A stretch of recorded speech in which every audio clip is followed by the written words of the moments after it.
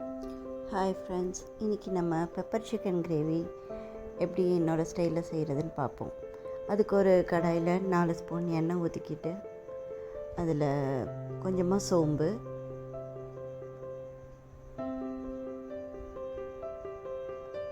ஒரு ஸ்பூன் மிளகு,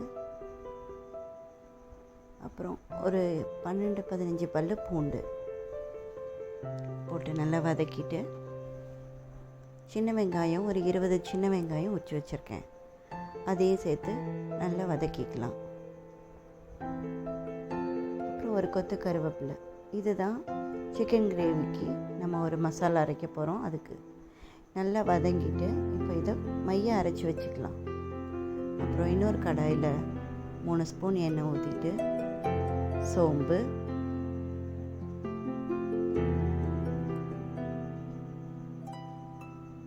பொரிஞ்சதுக்கப்புறம் கருவேப்பிலை, பொடியாக நறுக்கின பெரிய வெங்காயம் ஒரு 3 வெங்காயம் நான் சேர்த்துருக்கேன் போட்டு நல்லா கொஞ்சம் வதக்கினதுக்கப்புறம் கிரேவிக்கு தேவையான அளவு இஞ்சி பூண்டு சேர்த்துக்கலாம். நல்லா மிக்ஸ் பண்ணிவிட்டு இப்போது நம்ம கழுவி வச்சுருக்கிற சிக்கனை அதோடு சேர்த்து நல்லா பரட்டிக்கணும்.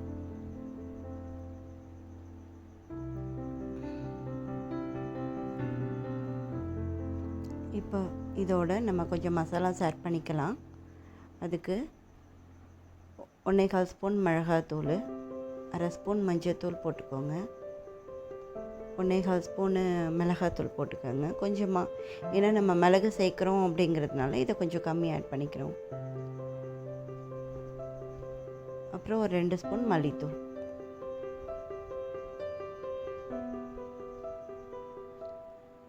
அப்புறம் சிக்கனுக்கு தேவையான அளவு உப்பு இதில் சேர்த்துக்கலாம்.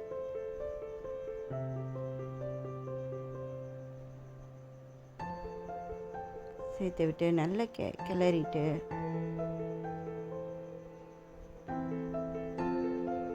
இப்போ நம்ம ஒரு 3 தக்காளியை நான் பொடியாக அரைச்சி வச்சுருக்கேன், அந்த தக்காளி இதோட நம்ம சேர்த்துக்கலாம்.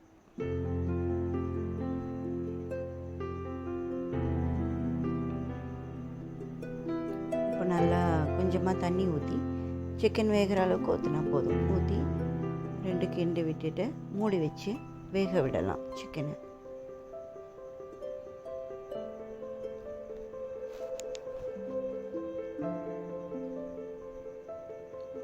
இப்போ அந்த சின்ன வெங்காயம் பேஸ்ட்டு அரைச்சிடலாம். அரைச்சிட்டு நான் இந்த சிக்கனோட சேர்த்துக்கிறேன்.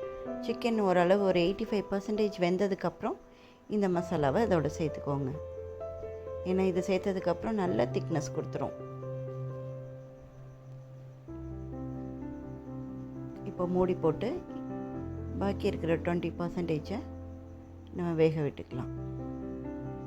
இப்போ கொஞ்சம் கரம் மசாலா சேர்த்துக்கோங்க. நான் ஃபஸ்ட்டே சேர்த்துருக்கணும், மறந்துட்டேன், அதனால இப்போ ஆட் பண்ணிக்கிறேன். இப்போ கடைசியாக இதுக்கு ஒரு பேஸ்ட் அரைக்கணும். ஒரு 6 முந்திரி பருப்பு, அப்புறம் ஒரு ஸ்பூனு கசகசா. இது வந்து ஜஸ்ட்டு ஃப்ளேவருக்காகவும் ஒரு டேஸ்ட்டுக்காகவும் ஆட் பண்ணுறோம். சிக்கன் மோஸ்ட்லி ஃபுல்லாக குக் ஆகிடுச்சு. இப்போ கடைசியாக இந்த பேஸ்ட்டை அரைச்சி சேர்த்துக்கலாம். இதை நம்ம சேர்க்குறப்ப ஹோட்டல் ஸ்டைலில் நமக்கு அந்த சிக்கன் பெப்பர் கிரேவி வரும். நல்லா கலந்து விட்டுட்டு மூடி போட்டு 5 to 6 minutes நம்ம வேக விட்டுக்கலாம். முடிஞ்சிருச்சு, எண்ணெய் பிரிஞ்சு வந்துடுச்சு. அவ்வளோதான், நம்மளோட பெப்பர் சிக்கன் கிரேவி நல்லா சூப்பராக ரெடி ஆகிடுச்சு. இதை நான்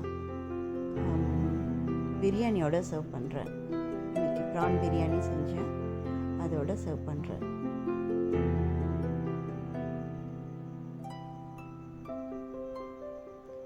நீங்களும் உங்கள் வீட்டில் இப்படி செஞ்சு இந்த காம்பினேஷனோட சாப்பிட்டு பார்த்துட்டு